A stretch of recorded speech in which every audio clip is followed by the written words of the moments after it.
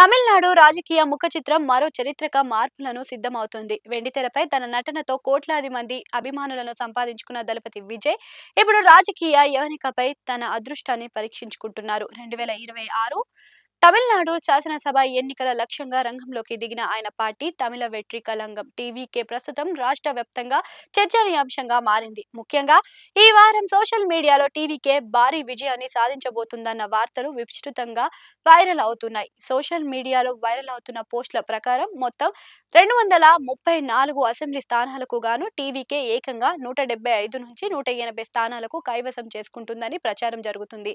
విజయ్ అత్యంత సన్నిహితుడు, పార్టీ కీలక నాయకులు బుస్సీ ఆనంద్ ఈ అంచనాను వేసినట్లుగా వార్తలు వస్తున్నాయి. పార్టీ శ్రేణులు ఉత్సాహాన్ని నింపడానికి ఈ అంచనాలు ఉపయోగపడుతున్నప్పటికీ దీనిపై టీవీకే నుంచి ఎలాంటి అధికారిక ప్రకటన వెలువడలేదు. ప్రధాన వార్తా సంస్థలు కూడా ఈ సంఖ్యను అధికారికంగా ధృవీకరించలేదు. ఎన్నికల కోసం టీవీకే ఇప్పటికే పక్కా ప్రణాళికతో ముందడుగులు వేస్తుంది. సంస్థాగత నిర్మాణం సీనియర్ నాయకుడు ఎన్ ఆనంద్, కేఏ సెంగొట్టెయన్ వంటి వారు నేతృత్వంలోని వారికి ఎన్నికల పరిశీలన బృందాన్ని పార్టీ ఏర్పాటు చేసింది.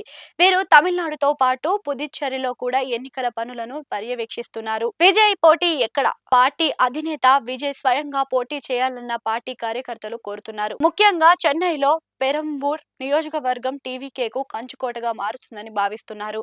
అక్కడ నుంచే ఆయన బరిలోకి దిగాలని ఒత్తిడి చేస్తున్నారు. రాజకీయ విమర్శలు ప్రస్తుతం అధికారిక పార్టీ డీఎంకేపై విజయ్ తీవ్ర విమర్శలు చేస్తున్నారు. ఈ ఎన్నికలను డబ్బు, అధికారం వర్సెస్ ప్రజల ఉద్యమంగా ఆయన అభివర్ణిస్తున్నారు. 175 నుంచి 180 సీట్లు గెలుపు అనేది ప్రస్తుతం సోషల్ మీడియాలోని మద్దతుదారు మధ్య ఉన్న ఒక భారీ అంచనా మాత్రమే. ప్రధాన స్రవంతి మీడియా సంస్థలు లేదా ఎన్నికల సర్వే ఏజెన్సీలు ఇప్పటి వరకు ఈ స్థాయి విజయాన్ని అధికారికంగా అంచనాగా ప్రకటించలేదు. అయితే తమిళనాడు రాజకీయ చరిత్రను గమనిస్తే ప్రజలు మార్పును కోరుకుంటున్నప్పటికీ అద్భుతమైన తీర్పులను ఇచ్చిన సందర్భాలు ఉన్నాయి. విజయ్ వ్యక్తిగత చరిష్మా, క్షేత్రస్థాయిలో పార్టీ బలం ఈ అంచనాలు ఎంతవరకు నిజం చేస్తాయనేది కాలమే నిర్ణయించాలి.